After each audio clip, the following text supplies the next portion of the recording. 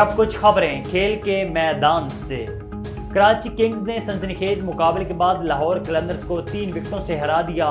Karachi Kings نے 178 runs کا ہدف 7 وکٹوں کے نقصان پر آخری گیند پر حاصل کیا۔ کراچی کنگز کی جانب سے جے وینس 42 اور ٹم سیفرڈ 36 رنز بنا کر نمایاں رہے۔ عرفان خان نے 35 اور شان مسعود نے 24 رنز بنائے۔ شعیب ملک نے ٹیم کو فتح سے ہمکنار کرنے کے لیے اہم کردار ادا کیا۔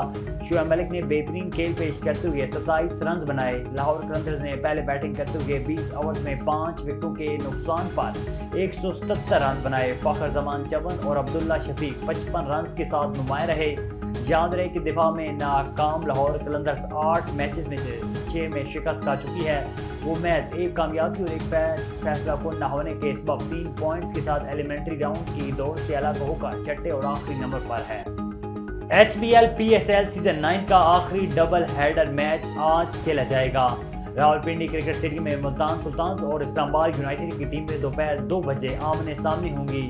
دوسرا میچ کوئٹہ گلیڈیکیٹرز اور لاہور قلندرز کی ٹیموں کے مابین شام 7 بجے کراچی کے نیشنل اسٹیڈیم میں کھیلا جائے گا۔ واضح ہے کہ H B L Pakistan super league 9 کے 26ویں میچ میں کراچی کنگز نے لاہور قلندرز کو سنسنی خیز مقابلے کے بعد 3 وکٹ سے ہرا دیا تھا۔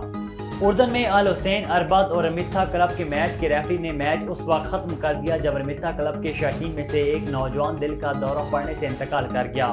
شمالی اردن کے شہر اربد کے الحسن سٹی اسٹیڈیم میں منعقد ہونے والے میچ کے ریفری کو میچ ختم ہونے سے پہلے ہی اسے روکنا پڑا۔ امیتھا ٹیم میں زخموں کی وجہ سے کھلاڑیوں کی تعداد میں کمی ہو گئی تھی۔ مدہ اشرف ابو رایا کے انتقال کے غم میں ریفری کو قانونی طور پر میچ روکنا پڑا۔